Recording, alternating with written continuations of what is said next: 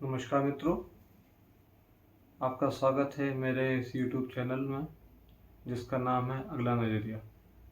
आज वो हम बात करने जा रहे हैं वो कोरोना की भारत में ताज़ा स्थिति के ऊपर है।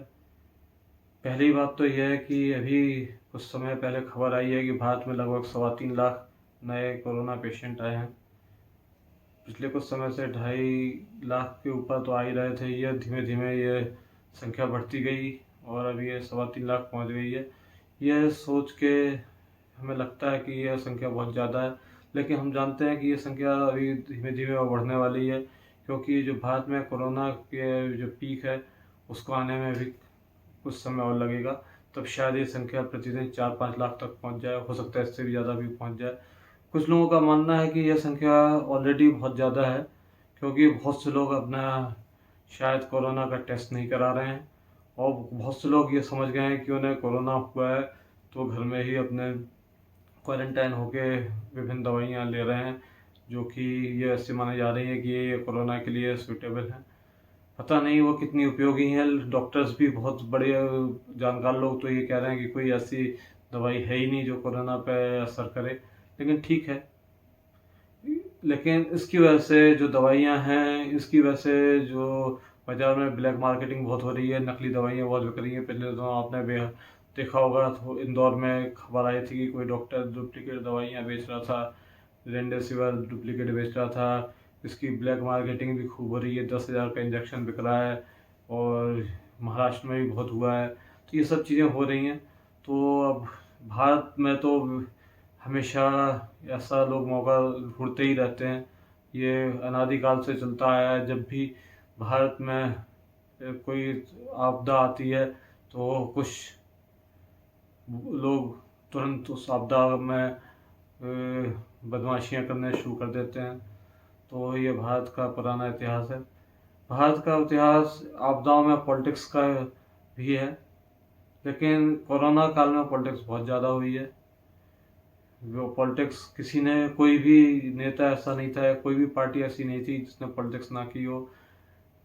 इस बार तो पॉलिटिक्स में हमारे पूर्व प्रधानमंत्री आदरणीय श्री मनमोहन सिंह जी भी आ गए, क्योंकि उन्होंने एक हमारे प्रधानमंत्री मोदी जी को एक खुला पत्र लिख दिया, जिसमें उन्होंने कुछ सुझाव दिए थे।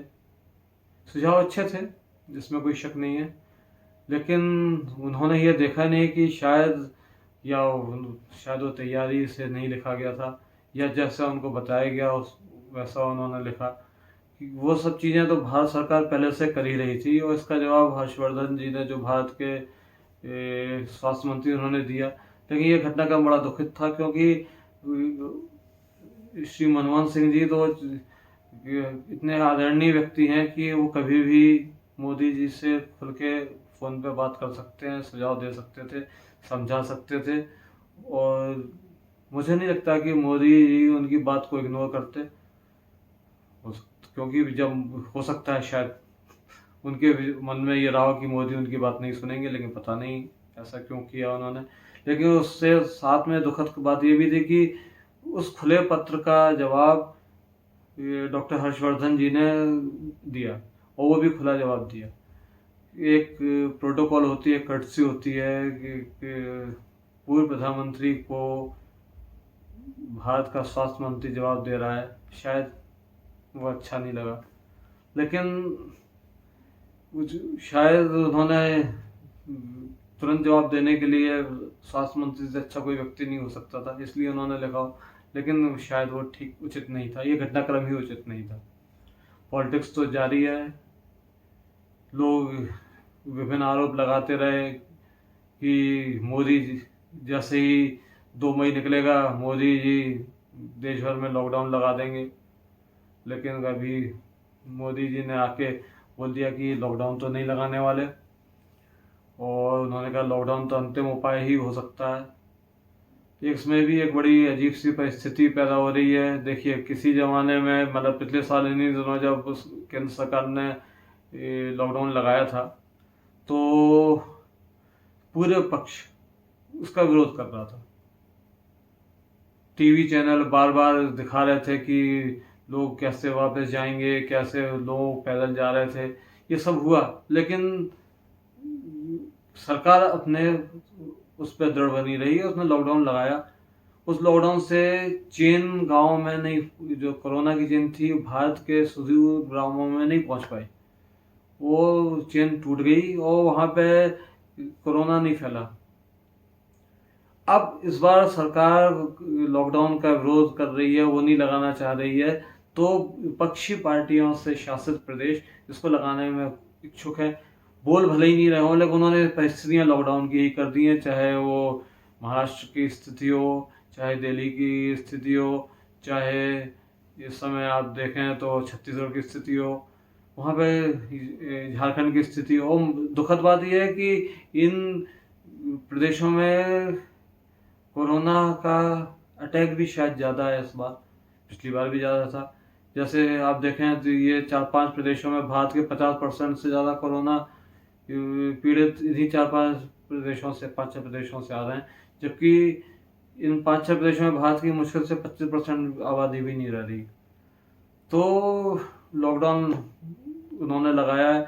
मेरा यही मानना है कि लॉकडाउन एक ज़रूरी है इस समय परिस्थितियाँ हैं, क्योंकि इन के लॉकडाउन के द्वारा ही चेन तोड़ी जा सकती है। अन्यथा ये चेन, जो कोरोना की चेन है, ये बढ़ती जा रही है, बहुत तेज़ी से कोरोना फैल रहा है।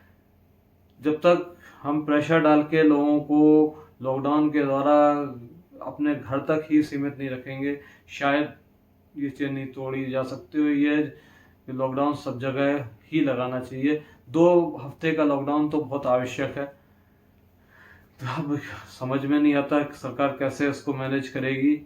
हाँ, एक बात और है, विपक्षी दल सरकार की हर कदम का विरोध करेंगे, लेकिन उसका कोई समाधान नहीं बताएंगे। आदरणीय मनमोहन सिंह जी ने बताया, लेकिन वो तो पहले से सरकार कर रही है। इसके अलावा पॉलिटिक्स हो रही है, तो एक दवाइयों की आपूर्ति के ऊपर हो रही है, एक ऑक्सीजन की उपलब्धता पे हो रही है। कोई बोल रहा है कि बहुत कमी है, कोई बोल रहा है कि केवल उन्हीं प्रदेशों को मिल रही है जहाँ बीजेपी का शासन है। अभी केजरीवाल जी ने एक कहा था कि हाथ जोड़ के निवेदन किया था कि हमको ऑक्सीजन ज़्यादा दे दो, केंद्र सरकार ने दे दी तो उन्होंने उसका धन्यवाद भी दिया। तो ये तो पॉजिटिव बात थी कि उन्होंने मांग की, उन्होंने दी, उन्होंने उसका धन्यवाद दिया। तो यहाँ शायद अच्छी पॉलिटिक्स हुई है, ठीक है, ऐसा होना चाहिए, लेकिन नेगेटिविटी दूर करनी चाहिए। इसके अलावा मेरा ये मानना है कि अभी पिछले दिनों जो परिस्थितियाँ डेवलप हुई हैं, उससे भारत के 3 प्रदेशों में कोरोना बहुत ज़बरदस्त फैलने वाला है। सरकारों को इसकी तैयारी रखनी पड़ेगी, क्योंकि मजदूर वापस लौटना शुरू हो चुके हैं। काफ़ी मजदूर आ गए हैं जो मुंबई से और दिल्ली से, और जो वापस यूपी और बिहार जा रहे हैं। ये कोरोना फैलाने का एक जरिया हो सकते हैं। पिछली बार तो इनको सरकार ने जिस ढंग से भेजा था या जिस ढंग से आए थे, उसमें कोरोना फैलने की उस समय दिल्ली मुंबई में इतना कोरोना फैला भी नहीं था, तो इतनी संभावना नहीं थी। लेकिन अब तो ये शायद बहुत बड़े कैरियर हो सकते हैं। तो एक बहुत आवश्यकता है कि यूपी, बिहार और बंगाल, जहाँ पे अभी चुनाव के बाद की परिस्थितियाँ होंगी, वहाँ पे कोरोना बहुत ज़्यादा फैल सकता है। लेकिन देखते हैं अब क्या होता है। वहाँ पे बहुत घनी आबादी है इन 3 प्रदेशों में, तो उससे भी बहुत बड़ी परेशानी हो सकती है। लेकिन सबसे ज़रूरी है कि हम पैनिक ना हो, अपने जो थोड़ा योगा करें, वो घर में रहें, बिना किसी कारणवश बाहर ना जाएं। अगर बाहर जाते हैं तो लोगों से मिलने का प्रयास न करें। 2 मास्क हमेशा लगा के रखें। जैसे ही किसी से मिलना हो, पहले ही 2 मास्क, बार बार अपने मास्क को ना छुएं, बार बार उसको नीचे ऊपर ना करें, नाक हमेशा ढकी हो। ये सब चीज़ें बहुत इम्पोर्टेंट हैं।